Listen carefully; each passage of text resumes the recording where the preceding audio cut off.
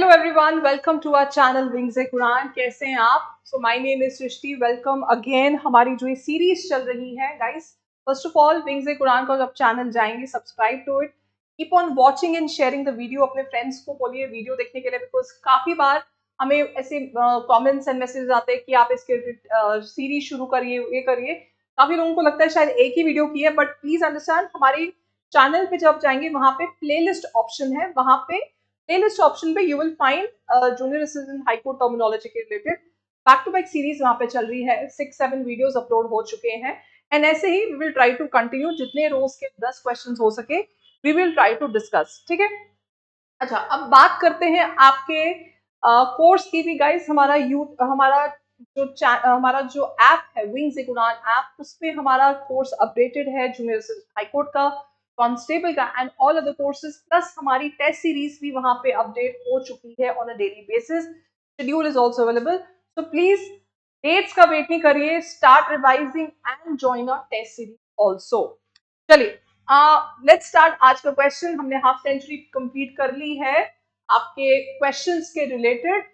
Now आज हम 51 से शुरू करेंगे। Under judicial custody the person will be kept in prison on orders of, ठीक है, on orders of magistrate, session जज, पुलिस या हाई कोर्ट जज।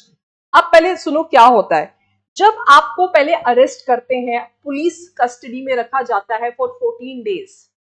उसके बाद जब कस्टडी एक्सटेंड होती है, दैट मींस पुलिस बोल रहा है कि मेरी इन्वेस्टिगेशन इस बंदे के साथ पूरी नहीं हुई है, I need to extend the custody, मतलब मुझे और इसकी कस्टडी चाहिए रोज की इन्वेस्टिगेशन वगैरह, क्योंकि ये हमें इन जगहों पे ले रहा है, यहां से हमें और एविडेंस और प्रूफ मिल रहे हैं। तो उसके बाद उसकी कस्टडी शिफ्ट हो जाती है जुडिशियल कस्टडी। वो जुडिशियल कस्टडी किसके अंडर होती है? That is under the magistrate, that is under the magistrate, ठीक है।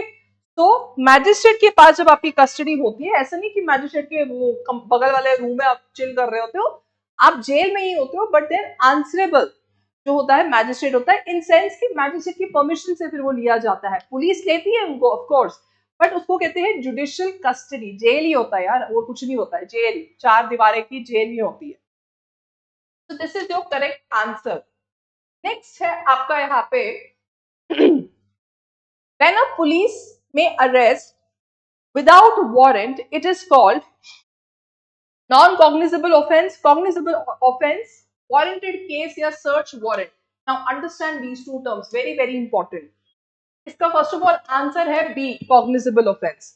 cognizable offense क्या होता है? यहाँ पे विदाउट वारंट पुलिस आपको अरेस्ट कर सकती है, और ये एक ऐसा मैटर होगा जो नॉन, यहाँ पे लिखती हूँ मैं, जो ये नॉन अवेलेबल होगा, मतलब एक हीनियस क्राइम होगा, एक हाई फंडू क्राइम होगा, मर्डर, रेप, टेररिज्म या धोखाधड़ी की हाई उसका, कि पुलिस बोलेगी भाई मुझे वारंट का तेरे को दिखाने की जरूरत नहीं है, I am arresting you because we have got sufficient proof कि you have committed the crime.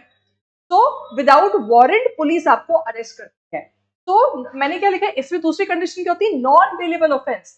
आपको मर्डर और इतने बड़े वाले क्राइम्स पे इमीडिएटली बेल नहीं मिलती है, बाकी ऑफेंसेस की शायद मिल जाए, बट इन क्राइम्स में इमीडिएट बेल मिलना मुश्किल है।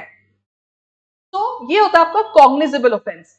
नॉन कॉग्निजेबल अरेस्ट होता है जहां पे आपको वारंट की जरूरत होती है, कि जो हम वो अगेन मूवीज में हमने देखा होगा, ये हम अरेस्ट वारंट या वारंट लेके आए, आपको हमारे साथ पुलिस स्टेशन चलना होगा, वो वारंट है आपका बेलेबल केसेस में और बेलेबल केसेस में, ठीक है। तो ये opposite terms you have to remember, और ये बहुत बहुत ज्यादा टर्म्स यूज होती हैं कोर्ट में। If a person is found guilty of a crime, it is called modus operandi सजाए याफ्ता, रोज नामचा या मजरूका। इसका आपका आंसर आ जाता है यहाँ पे सजाए याफ्ता। Found guilty of a crime is just Urdu word. अगर क्राइम कमिट हुआ है एंड उसका डिक्लेयर कर लिया है कोर्ट ने with evidence and everything, so that is called आपका सजाए याफ्ता। B is your correct answer. The mode or way in which a person commits a crime is called actus reus, mens rea, due process या modus operandi. Now hear me clearly, इसको ध्यान से सुनो।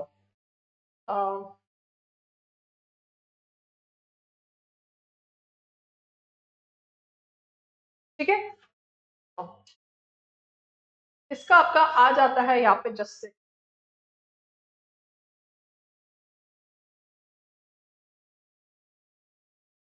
Modus the क्या है, the mode और way of which a person commits a crime. आपने किस तरीके से क्राइम कमिट किया है, किस तरीके से आपने उसको इम्प्लीमेंट किया है, दैट इज कॉल्ड आपका मोडस ऑपरेंडी।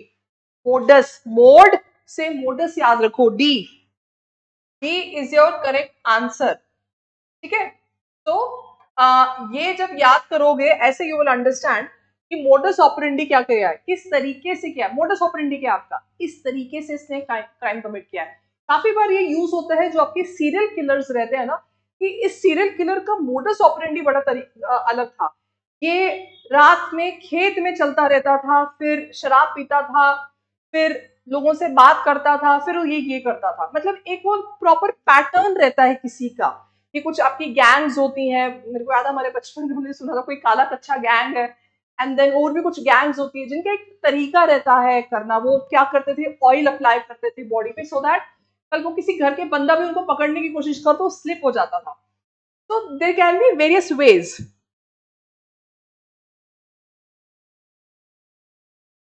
नेक्स्ट पे आते हैं, lawyer who represents the state on behalf of the victim is called. अब देखो क्या होता है, वकील रहते हैं आपके वहां पे दो तरीके के। पहला होता है आपका remand lawyer, state prosecutor, public prosecutor या डिफेंस लॉयर। इसमें your correct answer here is public prosecutor. हाँ, इसी पे आ गया टिक। पीपी जिसको कहते हैं, पीपी आया आज, पब्लिक प्रोसिक्यूटर। मैं आपको बार बार रिपीट कराती रहती हूँ, जब हम क्राइम की बात करते हैं, क्राइम मीन्स कि आपने एक सरकार, आपने सोसाइटी के अगेंस्ट क्राइम कमिट किया है। ठीक है, सो जब सोसाइटी के अगेंस्ट हम बोलते हैं क्राइम कमिट किया है, सो पब्लिक प्रोसिक्यूटर रहता है। आप जब कोर्ट होते हैं तो ये यहाँ से पब्लिक प्रोसिक्यूटर होता है, और इस साइड से आपका डिफेंस लॉयर खड़ा होता है। डिफेंस लॉयर मीन्स जो आपका एक्यूज जो है उसको रिप्रेजेंट कर रहा है। ओके, सो पब्लिक प्रोसिक्यूटर का काम है उस केसेस को सामने रखना, उसके रिगार्डिंग बात करना। हाँ, काफी मैटर्स में ये होता है कि अगर विक्टिम को लगता है कि मेरा एक अपना वकील भी होना चाहिए, तो वो उस पब्लिक प्रोसिक्यूटर के साथ खड़ा होता है, and he can also, he और she can also argue. Ujjwal Nigam Bombay में, महाराष्ट्र के one of the famous lawyers है Ujjwal Nigam, and he is one of the most famous public prosecutors in India. कभी वो गूगल करिए, बहुत सारे टेररिज्म क्राइम मैटर्स में वो स्टेट के वकील रह चुके हैं। काफी लोगों को लगता है कि हाँ भाई, स्टेट का वकील होना कौन सी बड़ी बात है। नहीं, आपको कैसे एक प्रॉपर ऑर्गेनाइज क्राइम के रिलेटेड उनको प्रूव करना है, एंड वो बहुत सालों से, रादर बहुत डेकेड से ऊपर आ रहे हैं। मुझे लगता है मैंने अपने बचपन में उनका नाम सुना था। तो देखो ना, आप एक हिट लिस्ट में भी आ सकते हो कि यार यही एक पर्टिकुलर बंदा क्राइम के सारे मैटर कर रहा है। तो he is been under scrutiny वगैरह आ जाता है, but again very very famous नाम। नेक्स्ट आते हैं, when an adult is taken away, actually taken away आना चाहिए, my mistake, taken away, basically taken away by force, it is called. Now understand these two terms: kidnapping, abduction, forceful takeaway, all of the above. The correct answer is abduction. हम लोग ये terms इंटरचेंजली use करते हैं, we don't realize it. Kidnapping means, as the name suggest, kid, kid की kidnapping हुई है, that means under 18 years of age. Okay, under 18 years of age अगर किसी का फोर्सफुली टेक अवे किया जाता है, दैट इज कॉल्ड किडनैपिंग।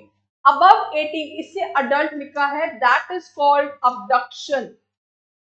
ये आपके क्रिमिनल लॉ में, जो आईपीसी अब तो न्यू लॉ बना है, उसमें बहुत क्लियरली इनकी डेफिनेशन दी गई है।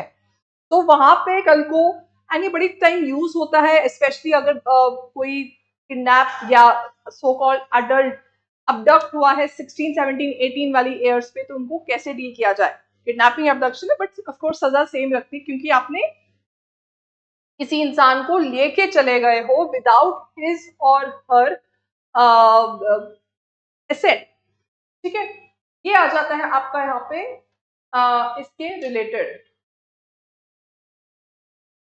When a court declares a person to be innocent, he, she is God। अभी प्रीवियस लेक्चर में आपको बता रही थी, ऐसे तो हम सारे एक्यूज रहते हैं जब हमारा ट्रायल चलता है, बट जब हमारा ट्रायल खत्म होता है, कोर्ट जजमेंट अनाउंस करता है और डिक्लेयर करता है कि मैंने क्राइम कमिट किया, then I am a convict. अगर वो डिक्लेयर करता है मैंने क्राइम कमिट नहीं किया, तो I am a acquit. See, I am acquitted, acquit, ठीक है, ये आ जाता है।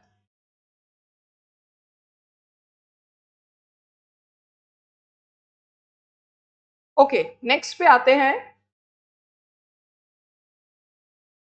ज्यादा ही एक्साइटेड हो गया।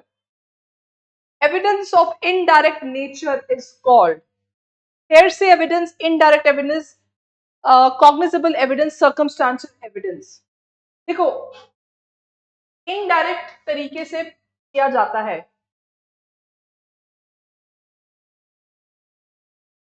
इनडायरेक्ट तरीका क्या रहता है? डायरेक्ट तो आपको समझ आ गया, जैसे आई विटनेस हो गया, हमने बात की थी, या ये सब चीजें आपकी डायरेक्ट एविडेंस होते हैं। इनडायरेक्ट होता है आपका डी, करेक्ट आंसर।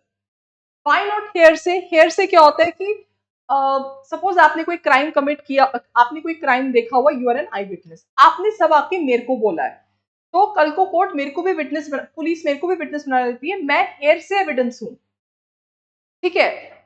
यहाँ पे बात करें इनडायरेक्ट नेचर, सर्कमस्टांशियल एविडेंस क्या होता है? There can be many times जब हमें आई विटनेस नहीं मिलता है, स्पेशली देयर आर टाइम्स जब हम रेप मैटर्स में देखते हैं, या बहुत सारे मैटर्स में कभी होता है आई विटनेस नहीं रहता है, तो पुलिस क्या करती है? सर्कमस्टांशियल एविडेंस होती है, हर एक सर्कमस्टांस को कोरैबोरेट करती है। कोरैबोरेट मतलब जोड़ने की कोशिश करती है, एंड देन वो एक चेन ऑफ लिंक बनाती है टू टू फ्रेम, ठीक है भाई, इस ए बंदे ने क्राइम कमिट यहाँ पे किया हुआ है, ठीक है। दैट इज कॉल्ड आपका सर्कमस्टेंशियल एविडेंस। इसकी भी बहुत एविडेंटरी वैल्यू होती है, बहुत फोकस किया जाता है आपका। मैं आपको बता दूं, काफी मैटर्स आपके रहते हैं जहां पे हमने देखा हुआ है कि पोस्ट मैरिज एक औरत को जलाया दिया जाता है, वो जो डोमेस्टिक वायलेंस है जिसकी डेथ हो जाती है। अब ऑब्वियसली अपने ससुराल में उसकी डेथ हुई, तो वहां पे तो कोई एविडेंस उसके फेवर में देगा नहीं, औरत के फेवर में सब तो ये बोलेंगे कि नहीं नहीं उसने खुद ही किया। तो क्या होता है, जब वो अपने हॉस्पिटल बेड पे होती है और वो वहां पे जो पुलिस को स्टेटमेंट देती है, उसकी बहुत एविडेंटरी वैल्यू होती है। वो जो पुलिस को स्टेटमेंट देती है, इट इज टेकन कि यार इसकी बहुत सारी वैल्यू है। क्यों? सिंपल लॉजिक कि कोई डेथ बेड पे तो वहां पे झूठ क्यों बोलेगा, एज सिंपल एज दैट, ठीक है। सो ये सब चीजें होती रहती हैं आपकी कोर्ट में। Again it depends from cases to cases. मैं नहीं बोल रही हूँ कि मैंने एक केस में बोल दिया तो हो गया। काफी बार ये होता है कि एक पेशेंट ने 2-3 बार अपनी स्टेटमेंट चेंज की है, तो आप कौन सी वाली स्टेटमेंट पे बिलीव करोगे? ऑफ कोर्स पहली वाली में। वाई? क्योंकि आपको नहीं पता कि आप आगे जिंदा बचोगे या नहीं बचोगे। You are not planning that way. आपका उस टाइम पे होता है कि मैं हॉस्पिटल में हूँ, मेरा मैं ठीक हो जाऊंगा, कहीं से क्या मैं जिंदा बचूंगी नहीं बचूंगी। तो क्रिमिनल लॉ आपका बहुत ट्रिकी हो सकता है, बट इंटरेस्टिंग भी इक्वली हो सकता है।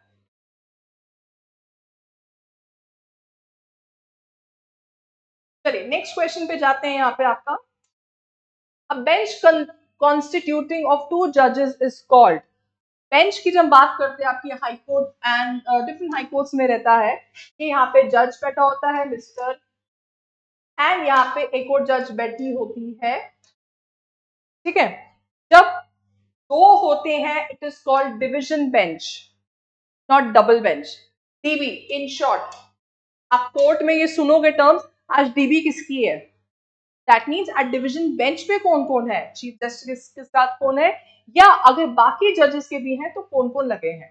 तो दैट इज कॉल्ड डीबी, यहाँ पे डिवीजन बेंच, ठीक है। आई होप मेरी ड्राइंग आपको पसंद आई हो, मैं बहुत अच्छा चित्रकारी करती हूँ। चलिए लेट्स मूव अहेड आपका लास्ट क्वेश्चन के लिए।